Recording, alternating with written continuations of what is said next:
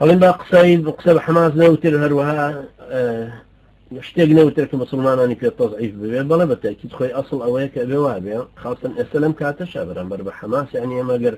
هەرچی ئیمکانەتێکمان بواە ئێمەش بەشدار بین لەوەی کە پشتیان بگرین یارمەتی دەریان بین چکە هەموو ئەهلی ئیمان و ئیسلامەتێکە برا و خوشکی ئێمن بەو شێوە پڕمە ئەساتە لیانە درێ ئێمە پێمان ناخۆشە ئەهلی جۆرجیاش خەڵکێک لە سۆڤێتەوە بە ساڕوخ بۆ هەموو دەبابانە هجووم کاتە سەری هەرچەنە ململانەیەکی کۆنی نێوانی ئەمریکا و رووسایە بەڵام پێمان ناخۆشە خەڵکیێکی مەدەنیا خەڵکێک نایە بێتە ژەڕ کێفیەکی کرد باکات فریش پێمان ناخۆشە شوێنێکی وەکو سریلانکا خەڵکێکی سەنهالیکە لەسەر حکمن وەکو قەومێک هجوومەکە لەسەر تامیل تایگەرەکان یا شعبی تامیلی و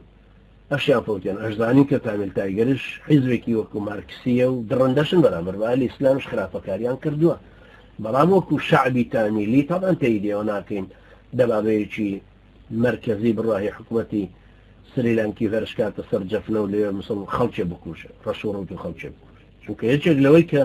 ئینسانی مسلمان پێویستە لەسەری پەروەردە بێ بریتێ لە پشتگیریکردنی عادل بەرامبەر بە ستەم و بێدادی و دەست درێژیکردن سەر خەڵک و سنوور بەزاندن و خۆسەپاندن لەسەر خەڵکی ترە يعني خواهي قولك فرموا والذين إذا أصابهم البغي هم ينتصرون فرموا والذين هركسك لو أنا شرطيجني مسلمان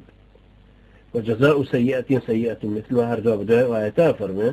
فمن عفا وأصلح فأجره على الله إن الله لا يحب الظالمين ولمن انتصر بعد ظلمه فأولئك ما عليهم من سبيل إنما السبيل على الذين يظلمون الناس ويبغون في الأرض بغير الحق أولئك لهم عذاب أليم القرآن كوافر ما نكافر هستمان بارز يعني سيري وما كهستي مسلمان لبعض الشوانا جنگاوي بوا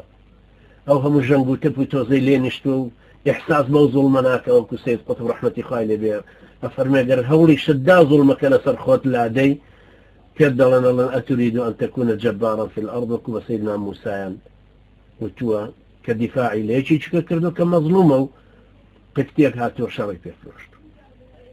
لبرويتشيك لصفتي إنساني مسلمانة ويكا مناصري مظلومة كانش بكاتو